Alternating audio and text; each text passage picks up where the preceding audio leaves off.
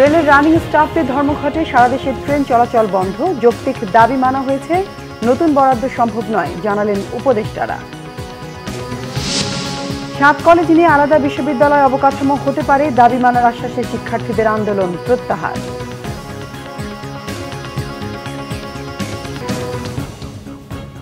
দেখছিলেন crown cement সংবাদ শিরোনাম। রেলওয়ের রানিং স্টাফদের কর্মবিরতিতে সারা দেশে বন্ধ রয়েছে ট্রেন চলাচল। ভোগান্তিতে পড়েছেন রেলের হাজারো যাত্রী। রেলওয়ে রানিং স্টাফ ও শ্রমিক কর্মচারী ইউনিয়ন এই কর্মবিরতির ডাক দিয়েছে। ট্রেন চালক, গার্ড এবং টিকিট চেকাররা কাজে যোগ না দেওয়ায় মধ্যরাতের পর থেকে দূরপাল্লা সহ কোনো ট্রেনই ছেড়ে যায়নি কমলাপুর স্টেশন থেকে। সকালে স্টেশন পরিদর্শনে এসে রেল উপদেষ্টা জানালেন, তাদের অনেক দাবি এরই মধ্যে পূরণ করা হয়েছে। বিষয়টি অর্থ মন্ত্রণালয়ে দেখবে বলেও জানান তিনি। ট্রেনের বিকল্প হিসেবে বিআরটিসি বাসের ব্যবস্থা করেছে রেলওয়ে, তবে বাসের ফিটনেস নিয়ে প্রশ্ন তুলেছেন অনেকেই। যাত্রীদের অভিযোগ স্বীকারও করেছেন বিআরটিসি স্টাফরা। ট্রেন চলাচল কবে স্বাভাবিক হতে পারে সে বিষয়ে কোনো সদুত্তর দিতে পারেননি স্টেশন ম্যানেজার।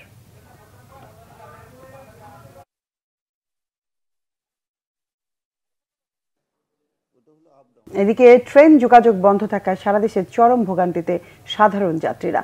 রেল কর্তৃপক্ষ কোনো তথ্য না জানানোয় ক্ষুব্ধ তারা। ভাঙচুর করা হয়েছে রাজশাহী রেল স্টেশনে।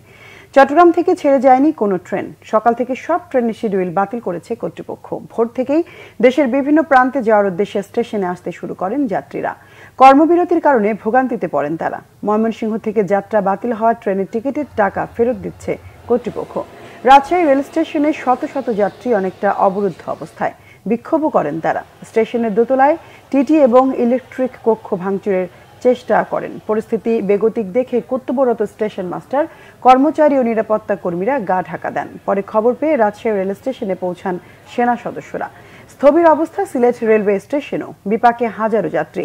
খুলনা থেকেও ছেড়ে যায়নি কোনো ট্রেন। স্টেশনের অনিবার্য কারণবশত ট্রেন চলাচল বন্ধ থাকায় ঘোষণা দেওয়া হয়েছে। ব্রাহ্মণবাড়িয়ায় বিকল্প হিসেবে সড়ক পথ বেছে নিয়েছেন যাত্রীদের অনেকেই। টিকিটের টাকা ফেরত পেয়ে ভোগান্তির অভিযোগ করেছেন কেউ কেউ। গাজীপুরেও ঢাকা রাজশাহী ও ঢাকা ময়মনসিংহ রুটে ট্রেন চলাচল বন্ধ। নাটোরে ট্রেন না ছাড়ায় দ্বিগুণ ভাড়া দিয়ে বিকল্প ব্যবস্থায় ছোট ছোট যানবাহনে গন্তব্যে যাচ্ছেন যাত্রীরা। স্টেশন কাউন্টার থেকে টিকিটের মূল্য ফেরত দিলেও কখন থেকে ট্রেন চলাচল স্বাভাবিক হবে তা জানাতে পারছে না কর্তৃপক্ষ। দর্শক, কিছুক্ষণ আগে রাজশাহী রেল স্টেশন থেকে রেল কর্মচারীদের কর্মবিরতির খবর জানিয়েছেন সহকর্মী পরিতোষ চৌধুরী আদিত্য। যতটুকু জানতে পেরেছি যে রাজশাহী রেল স্টেশন থেকে সকাল থেকে রাত পর্যন্ত মোট 16টি ট্রেন চলাচল করে। এসব ট্রেনে মোট প্রায় 25,000 যাত্রী তারা যাতায়াত করে। আমরা যতটুকু জানতে পেরেছি যে আজ সকালবেলাতেই সিল্ক সিটি, বনলতা যে ট্রেন রয়েছে এবং সাগরদাড়ি যে ট্রেন রয়েছে, যাত্রীরা এসে প্রথমেই হোঁচট খায়। এসে শুনতে পারেন যে রেল যোগাযোগ বন্ধ রয়েছে। এরপরে রাজশাহী রেল স্টেশনে তারা যাত্রীরা বিক্ষোভ দেখিয়েছে এবং 2টি রুমের কাঁচ ভাঙচুর করেছে। এর পরপরই সেনাবাহিনীর সদস্যরা খবর পেয়ে রাজশাহী রেল স্টেশনে এসে পরিস্থিতি নিয়ন্ত্রণে নেন।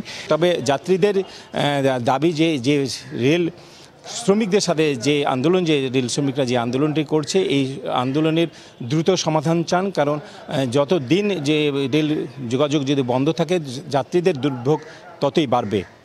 রাজশাহী রেল স্টেশন থেকে এই ছিল সর্বশেষ সংবাদ। স্বরাষ্ট্র তথ্য উপদেষ্টার সাথে বৈঠকে দাবি মেনে নেওয়ার আশ্বাসের পরিপ্রেক্ষিতে কর্মসূচি প্রত্যাহার করেছে 7 কলেজের শিক্ষার্থীরা। সচিবালয়ে এই বৈঠক অনুষ্ঠিত হয়। স্বরাষ্ট্র উপদেষ্টা অবসরপ্রাপ্ত লেফটেন্যান্ট জেনারেল জাহাঙ্গীর আলম চৌধুরী জানিয়েছেন, 7 কলেজের শিক্ষার্থীদের দাবি নিয়ে আলোচনা হয়েছে, পর্যায়ক্রমে মেনে নেওয়া হবে। ঢাকা কলেজের শিক্ষার্থী মইনুল ইসলাম বলেন, 6 দফা দাবির একটি মেনে নেওয়া হয়েছে, বাকি 5 দফা দাবি মেনে নেওয়ার আলটিমেটাম ছিল। দাবিগুলো মেনে নেবার আশ্বাস দেয়া হয়েছে। উপাচার্য অধ্যাপক মামুন আহমেদ 7 কলেজের আর কোনো কার্যক্রমে জড়িত থাকবেন না। পদত্যাগের বিষয়টি ঢাকা বিশ্ববিদ্যালয়ের উপাচার্যের সাথে বসে আলোচনা হবে। 3 দিনের মধ্যে ঢাকা কলেজের শিক্ষার্থী রাকিবের উপর হামলা তদন্ত করে ব্যবস্থা নেওয়ার কথাও জানানো হয়েছে বৈঠকে। ইডেন মহিলা কলেজের শিক্ষার্থী সাদিয়া আফরিন মৌ বলেন, সব দাবি মেনে নেওয়া হবে বলে আশাবাদী তারা। এদিকে যৌক্তিক বিষয় মানার পরও রেলওয়ের রানিং স্টাফদের জন্য নতুন করে আরও বরাদ্দ দেয়া আপাতত সম্ভব নয় বলেছেন অর্থ উপদেষ্টা ডক্টর সালেউদ্দিন আহমেদ। সচিবালয়ে সরকারি ক্রয় সংক্রান্ত উপদেষ্টা কমিটির বৈঠক শেষে তিনি এসব কথা বলেন। অর্থ উপদেষ্টা জানান, রেলওয়ের আন্দোলনরত রানিং স্টাফদের ওভারটাইম সহ কিছু বিষয়ে ৮-১০ দিন আগেই বরাদ্দ দেওয়া হয়েছে। গ্র্যাচুইটি সহ বাকি দাবিগুলো আরও অনেকের আছে, তাই হঠাৎ করেই এত অর্থের সংকুলন করা কঠিন। জানান, মহার্ঘ ভাতার দেওয়ার বিষয়ে অর্থ মন্ত্রণালয় এখনো কোনো সিদ্ধান্ত নেয়নি। বিদেশি মিশনে কর্মরতদের ভাতা এমনিতেই কম ছিল। ভাতা বাড়ানোর বিষয়টি যৌক্তিক হওয়ায় বাড়ানোর সিদ্ধান্ত নেওয়া হয়েছে। রেলের কিছু ইসে ছিল তাদের কিছু কর্মচারীদের আমরা বেশ কয়েকদিন আগেই আমাদের তাদের যৌক্তিক যে সেগুলো আমরা দিয়েছি। তারপরে তারা কেন করেছে এটা তাদের ব্যাপার। কারণ হয় কি, প্রত্যেকেরই দাবি দেওয়া, একাধিক দাবি দেওয়া থাকে, তাই না? তারা বলেছে এই দিতে হবে, ওভারটাইম অ্যালাউন্স দিতে হবে, পেনশন। আমরা যতটুকু আমাদের সম্পদের ইস্যুতে আমরা বলেছি, অন্যরা সংস্থা আমরা যেভাবে দিয়েছি আমরা দিয়েছি। এতে তো মোটামুটি আমার মনে হয় এটা যুক্তি ছিল এবং আমরা দিয়েছি সুবিধা। এখন যদি তারা বলে আরো সবগুলো একসাথে দিতে হবে, তা আপনারা বুঝতে পারেন অর্থের সংকুলন তো আমার করতে হবে।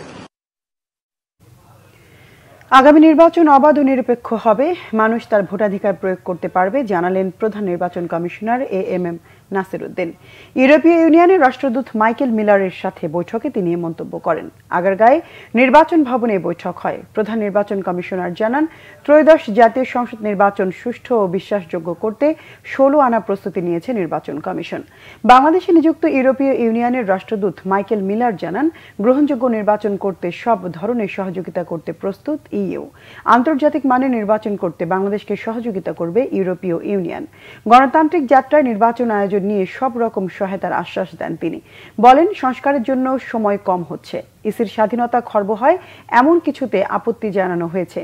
ইসির স্বাধীনতা অক্ষুণ্ণ রাখতে ইউরোপীয় ইউনিয়ন একমত বলেও জানান রাষ্ট্রদূত। Have come with a message of support for the reform ambitions of the interim government, for the holding of elections in a transparent manner in line with international standards, and also to ask the Chief Election Commissioner what the European Union can do to support him.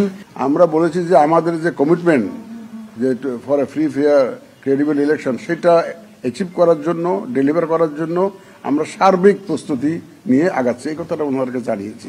তারা খুশি হয়েছেন যে ঠিক আছে, আমাদের প্রস্তুতি দেখে তারা খুশি হয়েছেন। এবং আমরা যে খুব সর্বশক্তি নিয়োগ করেছি এটা ওনারা অ্যাসেস করতে পেরেছেন, রিয়েলাইজ করতে পেরেছেন। বিএনপি স্থায়ী কমিটির সদস্য আমির খসরু মাহমুদ চৌধুরী বলেছেন, বাংলাদেশে আগামী নির্বাচনের দিকে অন্যান্য দেশের মতো নজর রাখছে ব্রাজিলও। সকালে বিএনপি চেয়ারপারসনের গুলশান কার্যালয়ে যান বাংলাদেশে নিযুক্ত ব্রাজিলের রাষ্ট্রদূত।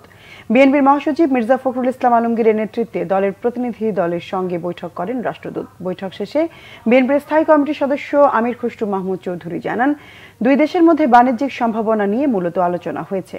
কৃষি, গার্মেন্টস, ফার্মাসিউটিক্যালস সহ অনেক বিষয়ে ব্রাজিলের সহযোগিতা চাওয়া হয়েছে বলেও জানান তিনি। পাশাপাশি বাংলাদেশের ফুটবলে কিভাবে আরো উন্নতি করা যায় এই বিষয়ে ব্রাজিলের রাষ্ট্রদূতের সঙ্গে আলোচনা হয়েছে বলেও জানান আমির খসরু মাহমুদ। তারা চিন্তা করছে, প্ল্যান করছে বাংলাদেশে তারা ওয়্যার হাউস করে, স্টোরেজ করে বড় আকারে এখানে মাংস রপ্তানি করতে পারবে কিনা সম্ভাবনা দেখছে। কারণ এখানে দাম তো অনেক বেশি এবং ইম্পোর্ট করলে কিন্তু তার থেকে অনেক কম হবে। তবে সাথে সাথে আমাদের যাতে গবাদি পশুর যে চাষবাস হচ্ছে এটা যাতে ক্ষতিগ্রস্ত না হয় সেটাও মাথায় রাখতে হবে। নির্বাচন নিয়ে কথা হচ্ছে। তারা মনে করে স্বাভাবিকভাবে নির্বাচন তো সবাই দেখতেছে, এখন তারা মন্তব্য করেছে নির্বাচন, তারা মনে করছে নির্বাচন হবে এবং বাকিটা বলা যাবে না। দুর্বল ব্যাংক এবং এস আলম গ্রুপের ব্যাংকের গ্রাহকদের কিছুদিন ধৈর্য ধরতে বলেছেন governor doctor Ahsan H Mansur. 22টি মন্ত্রণালয়ের আলাদা করে ক্ষুদ্র ঋণ বিতরণের লাইসেন্স দেওয়াকে যৌক্তিক অযৌক্তিক মন্তব্য করে জানান, সমবায় সমিতির নিজের সক্ষমতা নেই, কিন্তু তারা লাইসেন্স দিয়ে সমাজে বড় আর্থিক প্রতারণা করছে। রাজধানী সেরডাপ মিলনায়তনে ক্ষুদ্র ঋণ নিয়ে আয়োজিত সেমিনারে অংশ নিয়ে গভর্নর কথা বলেন ব্যাংক খাত নিয়ে। দুর্বল ব্যাংক গ্রাহকদের আশ্বস্ত করেন তিনি। গভর্নর বলেন, ক্ষুদ্র ঋণ বিতরণে আলাদা আইনে পরিচালিত হচ্ছে গ্রামীণ ব্যাংক, তবে সবার ঋণ দেবার লাইসেন্স আর্থিক অনিয়ম সৃষ্টি করছে। অনুষ্ঠানে অর্থ মন্ত্রণালয়ের আর্থিক প্রতিষ্ঠানের সচিব নাজমা মোবারক বলেন, বড় আকারের ঋণ দিয়ে ব্যাংকগুলো হয়রান হয়ে গেছে। দর্শক, ছিল এখনকার মতো। পরের সংবাদ সন্ধ্যা 6টায়, এর আগে 5টায় রয়েছে নিউজ টপ 10 দেখার আমন্ত্রণ রইল। এছাড়া বাংলাভিশন সংবাদ ও সংবাদ সংশ্লিষ্ট অনুষ্ঠান দেখতে ভিজিট করুন www.bvnews24.com ও facebook.com/banglavisionnews এবং সাবস্ক্রাইব করুন youtube.com/banglavisionnews। এতক্ষণ সঙ্গে থাকায় ধন্যবাদ সবাইকে।